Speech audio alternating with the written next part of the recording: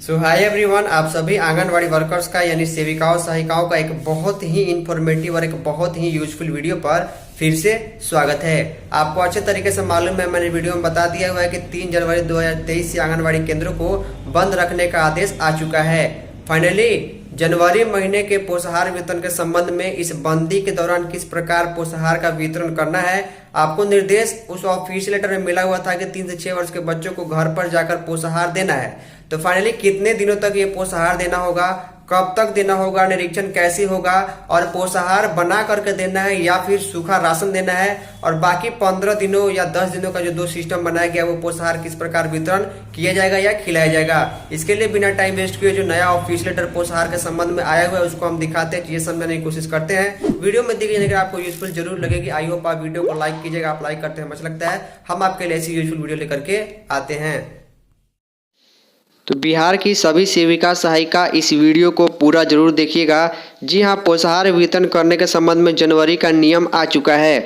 जनवरी में आपको मालूम है कि फिलहाल आंगनबाड़ी केंद्र बंद चल रहे हैं, बच्चों को घर पर जाकर पोषाहार देना है।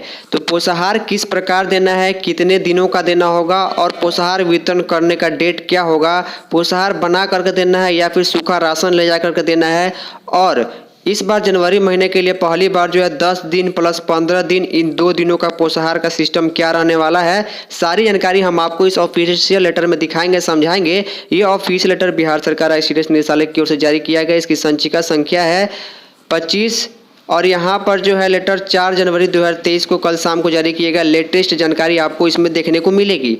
आईसीडीएस के निदेशक ने इस लेटर को जारी किया है। लेटर को पूरे बिहार के डीपीओ, पूरे बिहार के सीडीपीओ को जारी किया गया है। पत्र का विषय जब आप देखेंगे तो क्लियरली यहाँ पर मेंशन किया गया है, लिखा गया है कि शीतलहर के कारण 3 से 6 वर्ष के बच्चों के लिए गृह भ्रमण कर खाद्य सामग्री उपलब्ध कराने के संबंध में आपको मालूम है पिछले लेटर में मैंने आपको दिखाया था, जिसमें यह बताया गया कि आंगनबाड़ी केंद्र बंद रहेंगे लेकिन 3 से 6 वर्ष के बच्चों को गृह भ्रमण करके पोषाहार देना है। और यह प्रसंग जो है उसी 3 जनवरी 2021 के लेटर के आधार पर दिया गया है। अब हम नीचे आपको सारी जानकारी बताएंगे कि कितने दिनों का पोषाहार कितना वितरण करना है, कितने बच्चों का करना है, कैसे करना है, जांच कब होगी। वीडियो में दी गई जानकारी अगर आपको यूजफुल लगे, आई होप आपको यूजफुल लगेगी तो वीडियो को लाइक कर दीजिएगा। और हाँ, इस वीडियो को अपने आईसीडीएस के व्हाट्सएप ग्रुप में अभी शेयर कर दीजिए ताकि पोषाहार के संबंध में काफ़ी सारे लोगों को क्वेश्चन और कन्फ्यूजन है वो दूर हो पाए। नीचे आते हैं, यहाँ पर देखिए पूरा विषय देखिएगा। लिखा गया, महाशय उपयुक्त प्रासंगिक पत्र के द्वारा शीतलहर से बच्चों के बचाव हेतु राज्य के यानी बिहार के आंगनबाड़ी केंद्रों का संचालन व्यवस्था के संबंध में कतिपय निर्देश दिए गए हैं। इस संबंध में अग्रतर सूचित करना है कि अब आंगनबाड़ी केंद्र तो बंद है लेकिन 3 से 6 वर्ष के बच्चों के लिए पोषाहार वितरण का नियम क्या रहेगा।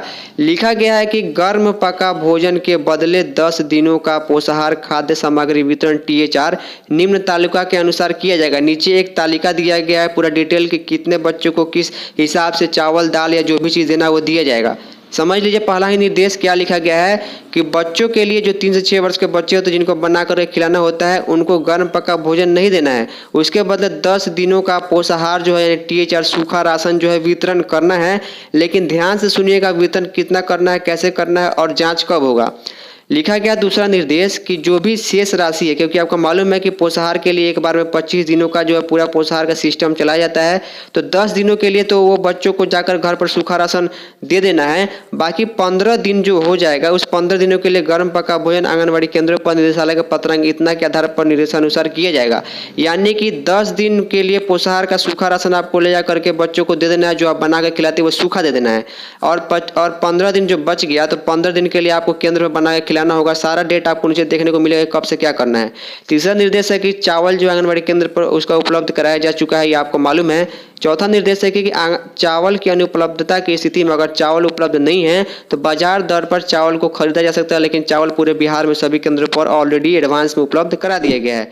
लिखा गया है कि गर्म पका भोजन के बदले खाद्य सामग्री का वितरण दिनांक यहाँ लिखा गया है कि 11 जनवरी से 13 जनवरी 2023 तक किया जाएगा।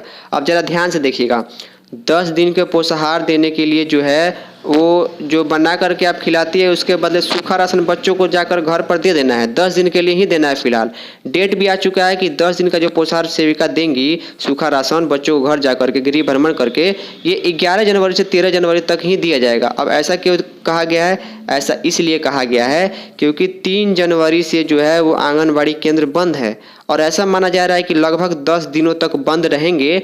तो इस प्रकार देखा जाए तो 12 या 13 तारीख को जो है वो 10 दिन पूरा हो जा रहा है। 12 या 13 जनवरी को जो है 10 दिन पूरा हो जाएगा आंगनबाड़ी केंद्र बंद रहने की स्थिति में। इसीलिए 10 दिन का एक बार में जाकर का राशन 11 और 13 के बीच में बांट देना है। अब इसकी भी जांच होगी।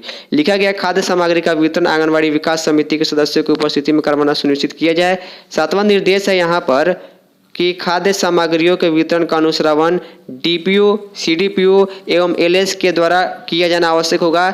यानी आपने 10 दिनों का सूखा राशन जा करके बच्चों के घर पर दिया या नहीं दिया 11 से 13 के बीच में, इसकी जांच इन अधिकारियों द्वारा की जाएगी। अब जरा ध्यान से देखिए कि कितना राशन किस बच्चे को देना है।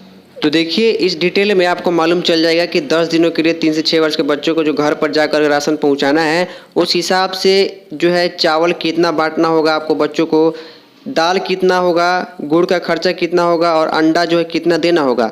उस हिसाब से एक दिन में उस बच्चे को कितना एनर्जी, कितना कैल एनर्जी दिया जा रहा है, प्रोटीन कितना ग्राम उस बच्चे को मिल रहा है प्रतिदिन।